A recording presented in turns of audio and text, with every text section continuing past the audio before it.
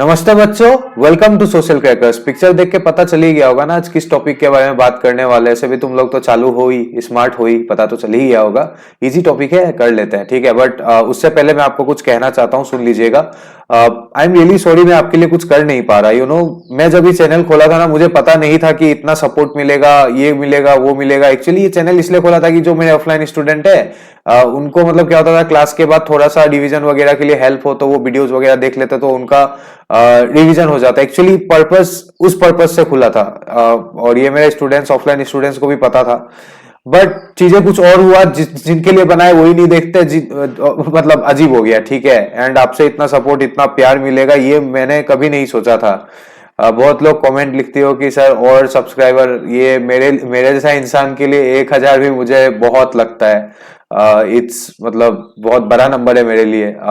और स्पेशली वो लड़का के लिए जो 4 साल से ये सब फेसबुक इंस्टाग्राम से मतलब डिसकनेक्टेड है। क्यों बताऊंगा बाद में कभी। डिसकनेक्टेड है एंड ऑल। मुझे पता था कि मैं रीच कभी कर ही नहीं पाऊंगा, कहाँ तक पहुंचेगा वीडियो, ज्यादा से ज्यादा लखीमपुर के लोग देख लेंगे, लखीमपुर मानुएल सबो तारपसत खुले सबो, तो हम इतना सीरियसली लिया ही नहीं था। बट वही हुआ कि अब चीजें कुछ और हो गया। पहले अगर ऐसा कुछ होता, मुझे पता होता तो मैं पहले से शायद रिकॉर्डिंग वगैरह करके रखता एंड डालते रहता। But I am really sorry, मैं कुछ कर नहीं पा रहा। अभी बहुत लोगों का ये डिमांड आ रहा है कि हिस्ट्री का जो चैप्टर है, cultural heritage of India and north east region, ये वाला कराना है, या फिर ज्योग्राफी का लास्ट वाला जो चैप्टर है, जो बड़ा टॉपिक है महाभारत जैसा, वो कराना है। तो देखिए, दोनों में से मोस्ट प्रोबेबली शायद मैं एक ही करा पाऊंगा। अब आप लोग में से जो ज्यादा वोटिंग आएगा, मैं कम्युनिटी पोस्ट डाल दूंगा, वहां पे जितना ज्यादा वोट आएगा एक चैप्टर को, वही कराऊंगा। सोच रहा हूँ ये जल्दी से जल्दी खत्म करा देता हूँ, ठीक है, जितना हो पाता है। And I am really sorry, आप लोगों के लिए कुछ नहीं कर पा रहा, कुछ भी नहीं कर पा रहा। बट ठीक है, आपका जूनियर्स को मिलेगा। अब मैं समझ गया कि ये चैनल शायद चलेगा, ठीक है। अब वही है, चलो आप लोगों का इतना ब्लेसिंग्स मिला, ठीक है। अब आगे बढ़ते हैं, ठीक है। ज्यादा इमोशनल हो गया था मैं भी, चलिए आगे बढ़ते हैं अब। हाँ, तो आज पढ़ने वाले civil disobedience movement in Assam, ये तो आपको पता चल ही गया होगा, इतना तो तुम लोग चालू हो, मुझे पता है।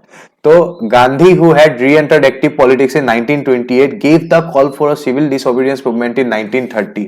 अब क्या होता है, देखिए गांधी जो है ना, वो एक्टिव पॉलिटिक्स में 1928 वापस से ज्वाइन करते हैं। क्या होता है कि बाद 1930 में तो सीधा सिविल डिसओबीडियंस मूवमेंट ही लॉन्च कर देते हैं, जो बहुत पॉपुलर हुआ।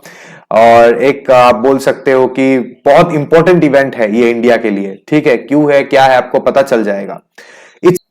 It's aim was to paralyse the administration by performance of certain illegal acts. अब देखिए, यहाँ दो कीवर्ड है, पैरालाइज द एडमिनिस्ट्रेशन और स्पेसिफिक इलीगल एक्ट। तो सिविल डिसोबीडियंस मूवमेंट का, गांधी जी का एम ये था, सिविल डिसोबीडियंस मूवमेंट का एम ये था कि एडमिनिस्ट्रेशन को पैरालाइज करना। कैसे? जब हम कुछ इलीगल एक्ट करेंगे। अब ये चीजों को आप समझ लो। देखिए, पैरालाइज करना मतलब पीट दिया, मार दिया, पैरालाइज कर दिया, ऐसा नहीं। क्या होता है, स्कूल में भी रूल्स होता है, राइट। तो अगर आप स्कूल का रूल अच्छा से फॉलो कर रहे हो तो स्कूल का एडमिनिस्ट्रेशन के लिए काम करना बहुत इजी हो जाता है। लेकिन अगर आप मान लो कि स्कूल में सारा बच्चे रूल्स, जैसे डिसिप्लिन नहीं करना, ये नहीं करना। जैसे मैं जिस स्कूल में पढ़ता था वहां इंग्लिश बोलना कंपलसरी था, सेंट मेरीज स्कूल, तो वहां पे ऐसा कैसा रूल्स था, ठीक है। तो अब अगर हम रूल्स माने तो स्कूल के लिए मतलब काम करना इजी हो जाता है। बट हम जिस दिन रूल्स नहीं माने, उस दिन वो स्कूल का एडमिनिस्ट्रेशन के लिए काम करना मुश्किल हो जाता है। तो गांधी ने भी ये चीज क्लियरली बोला कि ब्रिटिश ने जो लॉ लाया ना, ब्रिटिश ने जो लॉ इंट्रोड्यूस किया है, वो हम नहीं मानेंगे। अब वो नहीं मानने का मतलब क्या है, अल्टीमेटली इलीगल हुआ। आज जैसे इंडिया में ड्रग्स कानून है कि ड्रग्स इलीगल है, ठीक है, ड्रग्स जो है वो इलीगल है। अगर आप ड्रग्स कंज्यूम करोगे तो आप इलीगल एक्ट करोगे कि नहीं करोगे? बिल्कुल नहीं करना है, सबसे नशा वगैरह से बिल्कुल दूर रहना है। तो गांधी जी ने बोला कि हम क्या करते हैं, ब्रिटिश एडमिनिस्ट्रेशन को पैरालाइज कर देते हैं, जो अच्छा से काम कर रहे हैं ना उसे हिला देते हैं। अब वो अच्छा से काम क्यों कर पाए? क्योंकि इंडियन लोग उसका बात सुन रहे हैं। अगर हम उनका बात ही नहीं सुने, अगर उनका लॉ ही नहीं माने, तो क्या हो जाएगा, उनका एडमिनिस्ट्रेशन अच्छा से काम नहीं कर पाएगा, उन्हें संभालना पड़ेगा और एडमिनिस्ट्रेशन में कंप्लीटली कैओस हो जाएगा, ठीक है। तो कुछ इलीगल एक्ट करके, उनका कानून तोड़ के, उनका कानून तोड़ना मतलब क्या, इलीगल एक्ट ही हुआ। तो हम क्या करेंगे, एडमिनिस्ट्रेशन का जो स्मूथ फंक्शनिंग हो रहा है, वो अच्छा से काम कर पा रहे, वो होने नहीं देंगे। क्लियर हो गया होगा आपको अच्छा से। अब क्या होता है, मार्च 12, 1930, ये याद रखना, यहां से क्वेश्चन आ सकता है कि किस साल दांडी मार्च ये सब लॉन्च हुआ, ठीक है। तो मार्च 12, 1930 Gandhi along with 78 companions which included Sarojini Naidu, started from Sabarmati Ashram to the sea coast of Dandi, a distance of 240 miles. अब क्या होता है कि गांधी जी जो होते हैं 78 कंपेनियंस के साथ, उसमें सरोजनी नायडू जी भी थे, तो वो क्या किए थे गांधी ने, साबरमती से ये यहां से लेके डांडी तक, जो कोस्टल एरिया के एकदम सामने है, वहां तक एक मार्च किया था। और इसका डिस्टेंस कितना बता रहा है, इसका डिस्टेंस है टोटल 240 माइल्स का डिस्टेंस है। ठीक है, तो इतना गांधी ट्रेवल किए थे, बाप रे इतना दूर चले थे। आपको अगर अभी चलने दिया ना तो आपका हालत खराब हो जाएगा। ठीक है, तो 240 माइल्स चले थे। क्यों? ब्रिटिश का एक लॉ था, ब्रिटिश का लॉ क्या था, सॉल्ट लॉ। ठीक है, अब सॉल्ट लॉ के हिसाब से कोई भी इंडियंस ना सॉल्ट प्रोड्यूस कर सकते थे, ना सॉल्ट बिक्री कर सकते थे, और गांधी को ये कानून तोड़ना था। लेकिन गांधी को ये कानून क्यों तोड़ना था, क्या प्रॉब्लम था इससे? अगर इंडियंस ना सॉल्ट प्रोड्यूस कर सकते हैं, ना सॉल्ट सेल कर सकते हैं, तो उन्हें तो किसी से तो खरीदना पड़ेगा ना, खाना तो खाना पड़ेगा, खाना में तो सॉल्ट चाहिए। तो ब्रिटिश क्या करता था, सॉल्ट बहुत ही ज्यादा दाम पे उसे बिक्री करता था। ठीक है, तो अल्टीमेटली इंडियंस को तो उसी से खरीदना पड़ता था, क्योंकि ना वो सॉल्ट प्रोड्यूस कर सकते थे, ना वो सॉल्ट मतलब सेल कर सकते थे। तो अब क्या हुआ, गांधी ने तो बोला ही था ना कि हम कुछ इलीगल एक्ट करेंगे, कि जो ब्रिटिश का लॉ है उसे तोड़ेंगे। तो ब्रिटिश का जो लॉ था, सॉल्ट लॉ, उसे ही गांधी ने तोड़ा। और कैसे तोड़ा, सबरमती से लेके दांडी तक 240 माइल्स का एक डिस्टेंस कवर किया, और वहां सी कोस्ट में जाके सॉल्ट वगैरह खुद प्रोड्यूस किया, खुद निकाले। देख रहे हो ना आप लोग। तो वैसे करके क्या किया, ब्रिटिश का जो कानून था उसे तोड़ा। ठीक है, क्लियरली बोला, ब्रिटिश एडमिनिस्ट्रेशन को अब पैरालाइज करना धीरे धीरे गांधी शुरू कर दिया। ठीक है, at Dandi he and his followers broke the salt law by preparing salt illegally. अब क्या होता है, गांधी जो है वो दांडी पहुंचते हैं। ठीक है, गांधी जैसे ही दांडी पहुंचते हैं, वहां पे क्या करते हैं, सॉल्ट लॉ को जो है, सॉल्ट लॉ को तोड़ देते हैं, ब्रोक द सॉल्ट लॉ। उनका तो एम ही था कि ब्रिटिश का जितना भी लॉ है उसे मतलब नहीं मानना है। ठीक है, तो पहला लॉ उन्होंने जो नहीं माना, सॉल्ट लॉ उनका नहीं माना। ठीक है, क्लियरली था ना सॉल्ट लॉ में कि कोई भी इंडियंस प्रोड्यूस नहीं कर सकता था। अब जैसे ही गांधी आते हैं, खुद सॉल्ट बनाना शुरू कर दिया। अब खुद सॉल्ट बनाया तो ये तो सॉल्ट बनाना इलीगल हुआ ना। क्यों? क्योंकि लॉ में क्लियरली लिखा था इंडियन जो है सॉल्ट नहीं बना सकते थे, और गांधी इंडियंस ही थे। अब गांधी जो है उनका 78 कंपनी ने सॉल्ट बनाना शुरू कर दिया, और ब्रिटिश का जो है लॉ तोड़ना शुरू कर दिया, और उनका एडमिनिस्ट्रेशन को अब क्या है, पैरालाइज करना धीरे धीरे शुरू कर दिया। और इस तरह से क्या हुआ, ये जो मूवमेंट है बहुत ज्यादा स्प्रेड करने लगा। ठीक है, चलिए अब आगे बढ़ते हैं। ये तो मैंने आपको दिखा दिया। फिर क्या होता है, in Assam leaders like Hemchandra Barua, Muhammad Taibullah, Vishnuram Medhi, and Ambikagiri Rai Chaudhary assembled at Judges Field at Guwahati and expressed their solidarity with Gandhi's salt satyagraha. अब क्या हुआ कि जो असम के जो लीडर्स थे, हेमचंद्र बरुआ, मोहम्मद ताइबुल्ला, विष्णुराम मेधी, अंबिकागिरी राय चौधरी, ये एक साथ इकट्ठा होते हैं। कहां पे? जजेस फील्ड, जो गुवाहाटी में थे, वहां पे एक साथ इकट्ठा होते हैं। क्यों इकट्ठा होते हैं? गांधी जो वहां पे सॉल्ट सत्याग्रह हो रहा है, वहां पे उनको सपोर्ट करने के लिए। ठीक है, अब जैसे दिल्ली में जब निर्भया का रेप हुआ था, तो कैंडल मार्च हर जगह चला था। ऐसा थोड़ी ना था कि हमें दिल्ली जाना पड़ेगा, नहीं, दिल्ली में जो लोग कैंडल मार्च कर रहे हैं, हम भी यहाँ कैंडल मार्च जला के उन्हें सपोर्ट कर रहे हैं। ठीक है, तो वैसे ही हेमचंद्र बरुआ जी, एम ताइबुल्ला जी, विष्णुराम मेधी जी और अंबिकागिरी राय चौधरी जी जो है वो जजेस फील्ड में इकट्ठा होते हैं, जो कहां पे है, गुवाहाटी में है। और वहां पे इकट्ठा होकर गांधी का जो सॉल्ट सत्याग्रह है उसे सपोर्ट करते हैं कि हम आपके साथ है। ठीक है, सॉलिडेरिटी दिखाते हैं। अब क्या हुआ, लीलाधर बरुआ, ये एग्जाम के लिए इंपॉर्टेंट है, Liladhar Barua then studying at city college Calcutta join the Dandi march. तो वो लीलाधर बरुआ जो होते हैं, वो जब कलकत्ता सिटी कॉलेज में पढ़ रहे थे कलकत्ता में, वो दांडी मार्च को ज्वाइन करते हैं। और यहां से क्वेश्चन आ सकता है कि which Assamese join the civil disobedience movement. ठीक है, तो यहां से क्वेश्चन ये इंपॉर्टेंट है, 1 मार्क के लिए याद रखना। तो आराम से लीलाधर बरुआ जो है वो क्या किए थे, सिविल डिसोबीडियंस मूवमेंट को ज्वाइन किए थे। क्लियर है? चलिए अब however at this juncture the Congress leadership in Assam announced that the province was not ready for a mass movement. अब क्या होता है, इस समय पे कांग्रेस लीडरशिप, असम में जो कांग्रेस लीडर्स थे, वो बोलते हैं कि अभी जो है असम प्रोविंस रेडी नहीं है एक इस मास मूवमेंट के लिए, सिविल डिसोबीडियंस मूवमेंट के लिए असम अभी रेडी नहीं। तो leaders like Tarun Ram Phukan, R K. Chaudhary and नवीन Chandra Bordoloi were not enthusiastic enough to the civil disobedience movement. अब क्या होता है कि तरुण राम फुकन जी, आर.के. चौधरी जी, नवीन चंद्र बोरडोले जी जो होते हैं, वो उतना ज्यादा एंथुजियास्टिक नहीं होते सिविल डिसओबीडियंस मूवमेंट को लेके, तो वो उतना एक्साइटेड नहीं होते। ठीक है, लेकिन कुछ कुछ लीडर्स जो थे जैसे विष्णुराम मेधी, हेमचंद्र बरुआ, मोहम्मद ताइबुल्ला एंड अंबिका गिरी रायचौधरी, ये लोग बहुत ज्यादा एक्साइटेड थे, ये लोग बहुत ज्यादा एक्साइटेड थे और काम भी कर रहे थे, ठीक है, मूवमेंट को आगे बढ़ा रहे थे, मूवमेंट को मैनेज कर रहे थे। लेकिन इनके साथ एक प्रॉब्लम ये था कि फाइनेंशियल कांस्टेंट। अब देखिए, अब कोई भी मूवमेंट लॉन्च करना है तो बहुत सारा चीज चाहिए होता है, फाइनेंस चाहिए होता है, बट फाइनेंशियल कांस्टेंट के बावजूद ये लोग काम कर रहे थे। जैसे आज जो भी क्लास 10 के एग्जाम दे रहे हो, बहुत सारे लोग ऐसा हो गया जिसका फाइनेंशियल सिचुएशन शायद उतना अच्छा नहीं है, बट फिर भी वो सब एक बहाना होता है। जो लोग वो मतलब फिर भी पढ़ते हैं, एकदम जोश में पढ़ते हैं फाइनेंशियल वो होने का बावजूद, क्योंकि उनका एम एकदम सटीक होता है। उसी तरह से ये जो विष्णुराम मेधी जी, हेमचंद्र बरुआ जी, मोहम्मद ताइबुल्ला जी, अंबिका गिरी रायचौधरी जी, उनका भी एम एकदम इतना है, उनका एम इतना पक्का है, उनका लक्ष्य इतना सटीक है कि कुछ भी हो जाए, मूवमेंट चलते रहना चाहिए। वो मैनेज कर ही रहे थे, भले ही फाइनेंशियल कांस्टेंट था, भले ही पैसा का थोड़ा दिक्कत था, बट फिर भी वो काम कर रहे थे, ठीक है। तो ये आपको समझ में आ गया होगा। आगे बढ़ते हैं। Under such circumstances the Congress in Assam needed to be rejuvenated. अब क्या होता है, इसी टाइम पे असम को वापिस से कांग्रेस जो है वो बहुत कमजोर हो गया था ना, बिकॉज देखिए कुछ लीडर्स एक तो मतलब ऑलमोस्ट साइड ही थे, उनका मानना था कि असम अभी रेडी नहीं है, और वो भी उतना ज्यादा एक्साइटेड नहीं थे मूवमेंट को लेकर। तो कहीं ना कहीं कांग्रेस जो है वो थोड़ा सा कमजोर हो रहा था, ऊपर से फाइनेंशियल दिक्कत भी आ रहा था, इकोनॉमिक प्रॉब्लम्स भी आ रहा था, मूवमेंट को मैनेज करना, ऑर्गेनाइज करना।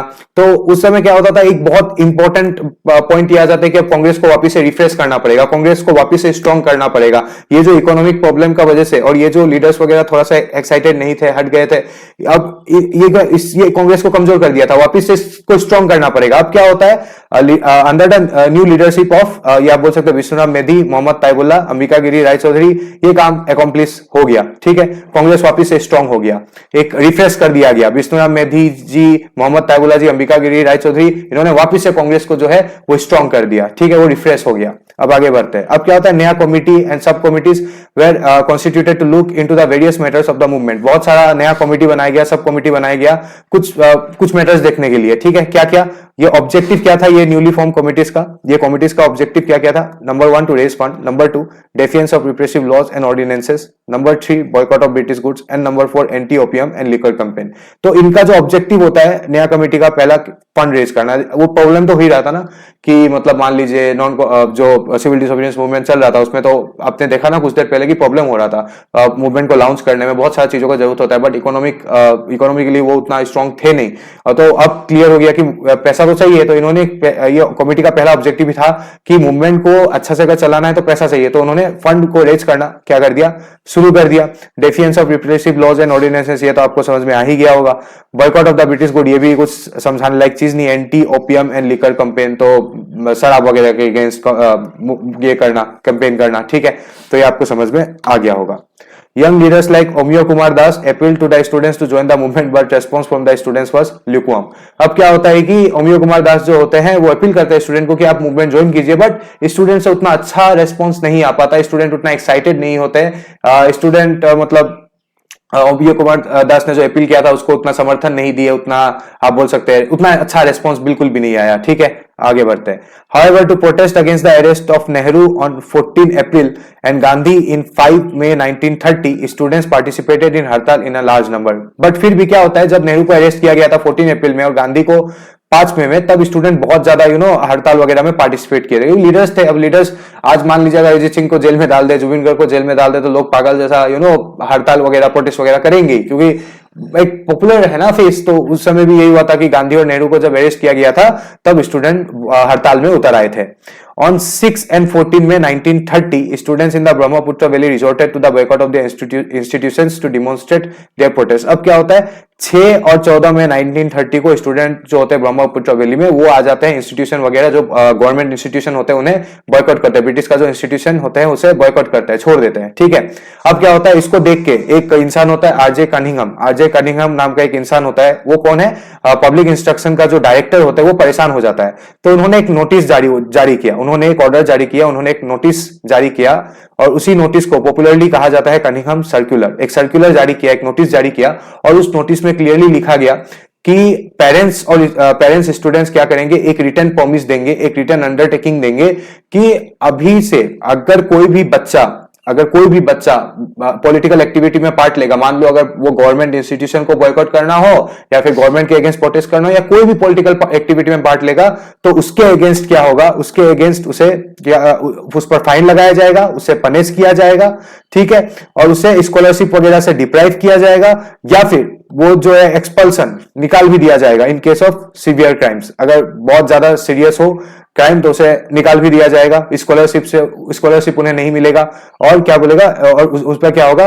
फाइन वगैरह इंपोज कर देगा, ठीक है। तो पनिशमेंट करने का ये सब उनका तरीका था। ये सब क्यों किया गया, ये सर्कुलर क्यों लाया गया, क्योंकि देख रहा था ना कि अब धीरे धीरे जो मूवमेंट था, ये यहाँ पे हमने पढ़ा था ना कि 6 में और 14 में कोई स्टूडेंट जो है वो ब्रह्मपुत्र वैली के वो इंस्टीट्यूशन बॉयकॉट कर रहे थे। अब इतना ज्यादा स्टूडेंट बॉयकॉट कर रहे थे, ये उनके लिए भी बहुत ज्यादा मुश्किल हो रहा था हैंडल करना, तो इसलिए ये सर्कुलर लाता है, ये नोटिस लाता है रिटन प्रॉमिस देने के लिए कि अब जो है, मतलब अगर कोई भी आप बोल सकते हो कि पार्टिसिपेट करेगा यानी मूवमेंट वगैरह में, पॉलिटिकल एक्टिविटी में, तो उस पर फाइन इंपोज किया जाएगा, उसे स्कॉलरशिप से डिप्राइव किया जाएगा, या फिर उसे एक्सपेल कर देंगे, ठीक है। और अगर एक्सपेल तब करेंगे जब बहुत ज्यादा अगर उसने कुछ सीवियर क्राइम्स वगैरह हुआ होगा, ठीक है।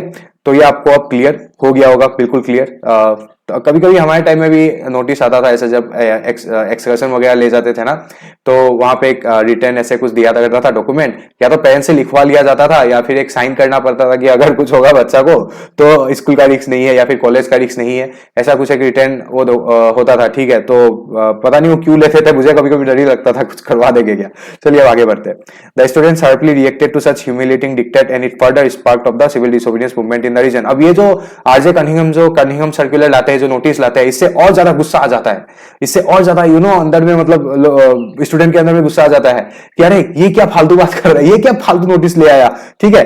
चलो ऐसे भी तो निकालेंगे, कुछ करेंगे ना, फाइन इंपोज करेंगे, स्कॉलरशिप निकालेंगे, ज्यादा से ज्यादा निकाल देंगे ना। अब तो सिविल डिसोबीडियंस मूवमेंट में और ज्यादा पार्टिसिपेट करेंगे। अब तो सिविल डिसोबीडियंस मूवमेंट को मतलब हम पूरा सपोर्ट करेंगे, पूरा स्टूडेंट निकल आए। ये देखिए कभी कभी हुआ, वो अजय कनिंघम ने कुछ सोचा कुछ और हुआ कुछ और, ठीक है, देख लिया आपने। चलिए आगे बढ़ते हैं। क्या होता है, the Assam Chhatra Sammelan organised a special session at Guwahati to discuss its plan of action. अब क्या होता है, असम छात्र सम्मेलन जो होते हैं वो गुवाहाटी में एक स्पेशल सेशन करते हैं, एक मीटिंग होता है, वहां पे ये डिस्कस होता है कि आगे क्या स्टेप लेना है, क्या करना है, कैसे कैसे मूवमेंट को आगे ले जाना है। तो ये सब डिस्कस होता है कि आखिरकार क्या क्या एक्शन लेना हो, क्या क्या करना है, यही सब, ठीक है। तो डिसीजन ये लिया जाता है, they decided to picket government institution, ठीक है। Around 3117 students out of 15,186 student left their institution between July and August 1930। तो जुलाई एंड अगस्त 1930 में क्या होता है, between July and August 1930 3117 students जो होते हैं वो छोड़ देते हैं गवर्नमेंट इंस्टीट्यूशन वगैरह। कितना में से 15,186, बाकी लोगों ने क्यों नहीं छोड़ा, खैर वो बात का बात है। Picketing was soon extended to opium and liquor shops, तो यहां भी एक्सटेंड किया दिया जाता है। Peasants too got engaged in the movement by demanding reduction of land revenue by 50%। अब peasants भी उतर आते हैं मूवमेंट में, वो डिमांड करते हैं कि लैंड रेवेन्यू को 50% कमा दो, रिड्यूस कर दो, ठीक है। तो वो ब्रिटिश तो ऐसा भी नहीं करेगा। Forest laws were also violated in certain areas, तो कुछ कुछ जगह पे फॉरेस्ट लॉ को भी बॉयकॉट किया गया था। आखिरकार क्या क्या फॉरेस्ट लॉ था वो मैं कभी आपको बाद में बताऊंगा, क्योंकि अभी एग्जाम में उतना डेप्थ में नहीं जाना है। Student unrest took place in Surma valley as well, तो सुरमा वैली में भी जो है स्टूडेंट वगैरह मतलब क्या बोलते हैं, खुराफाती मचाना, एकदम मतलब प्रोटेस्ट वगैरह करना, सब कुछ करना शुरू कर दिया। वहां भी स्टूडेंट अनरेस्ट देखने को मिला, सुरमा वैली में भी। तो अब आगे बढ़ते हैं, जल्दी जल्दी हम खत्म करेंगे। हाँ, खत्म करने से पहले आपके बुक में जो पिक्चर्स दिया हुआ है उसे बिल्कुल भी इग्नोर मत करना। इस बार टेस्ट पेपर्स वगैरह में भी देखा गया कि पिक्चर बेस्ड क्वेश्चन आया है, तो ये ओमियो कुमार दास जी है, ठीक है। बिल्कुल भी आपको इग्नोर नहीं करना है, चीजों को एकदम पढ़ना है, और जो भी बुक में पिक्चर्स है वो भी देख के जाना है। तो अब मिलते हैं नेक्स्ट क्लास में, जल्दी जल्दी आप कोशिश करते हैं रेगुलर आपका पार्ट आया जाए। अगर क्लास 9 का भी है तो एटलीस्ट 10 का भी दिया जाए जल्दी जल्दी। I am trying my best. I hope कि आप लोग ज्यादा नाराज तो हो गए नहीं, ठीक है, बट हो मुझे पता है, बट मैं भी कुछ कर नहीं पा रहा, and I am really sorry. चलिए अब आगे बढ़ते हैं, अच्छा से पढ़ो, चलो।